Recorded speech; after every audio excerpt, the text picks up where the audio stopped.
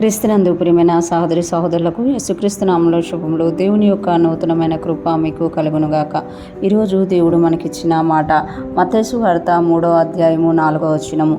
ఈ యోహాను ఒంటెరములో వస్త్రమును మొల చుట్టూ తోలుదట్టియు ధరించుకునేవాడు, మిడతలను అడవి తేనెయు అతనికి ఆహారము. ఈ మాటలు మనము మత్తయి సువార్తలో చూస్తున్నాము. ఇక్కడ ఈ యోహాను అంటే ఏ యోహాను అని అంటే అనేక మంది యోహాన్లు ఆ దినాల్లో ఉండేవారనమాట. మనం చూస్తాం కదా, యేసుప్రభు వారి శిష్యుడైన యోహాను, ఇంకొక యోహాను మనం చూస్తామన్నమాట. అందుకు ఈ యోహాను అని అంటే యేసయ్యకు ముందు వచ్చిన యోహాను అని అర్థం అనమాట. జకరియా ఎలిజబెత్తులకు యొక్క కుమారుడు అయిన యోహాను అని మనకి ఇక్కడ తెలియజేయబడుతుంది. ఈ యోహాను ఒంటి రామముల వస్త్రమును అంటే ఈ యోహాను అందరిలాగా అందరూ వేసుకునేటట్టు వస్త్రాలు కాకుండా ఒక ప్రత్యేకమైన వస్త్రం అన్నమాట. ఒంటె రోమంతో చేయబడిన వస్త్రములను వేసుకునేవారు. ఎవరి వస్త్రాలను బట్టి వాళ్ళని మనం ఐడెంటిఫై చేస్తూ ఉంటాం అనమాట. స్కూల్ డ్రెస్సులను బట్టి వాళ్ళు పలానా స్కూలు అని మనం చెప్తూ ఉంటాం అనమాట. కాలేజ్ డ్రెస్సులను బట్టి పలానా కాలేజ్ అని చెప్తాం.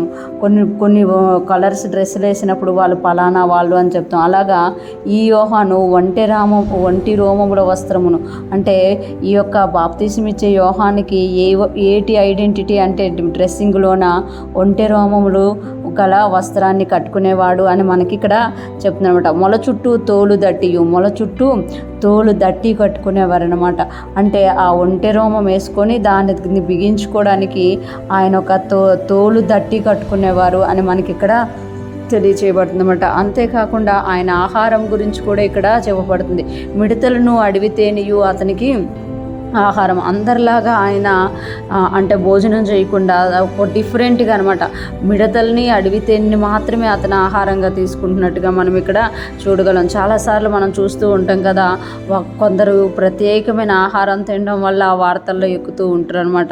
అలాగా బాప్తిసం ఇచ్చే యోహాను గారు కూడా ఆయన అందరిలాంటి ఫుడ్ తీసుకోకుండా ఆ యొక్క మిడతలను అడవి తేనెని మాత్రమే, ఎందుకంటే బాప్తిసం ఇచ్చే యోహాను గారు అడవిలోనే పెరిగినట్లు, అడవిలోనే ఆయన సువార్త ప్రకటించినట్లు, అడవిలోనికే అనేక మంది వచ్చి యోర్దాను ప్రాంతంలో బాప్తీసం తీసుకున్నట్టు మనము చూడగలమన్నమాట. ఈరోజు ఫ్రెష్ మనం వింటున్న ప్రతి ఒక్కరూ జ్ఞాపకం చేసుకోవాలి, మనకి కూడా ఒక ఐడెంటిటీ ఉందా?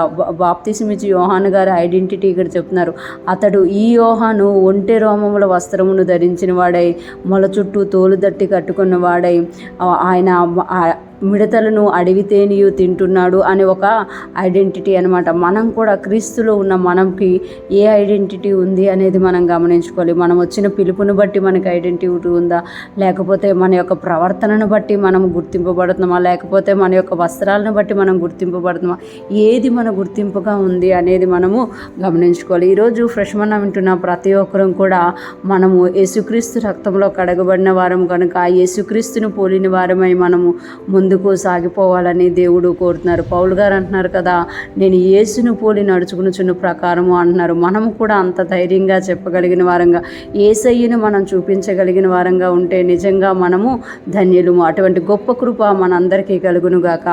దేవుని సన్నిధి మనకు తోడుగా ఉండి నడిపించునుగాక. ఆమేన్.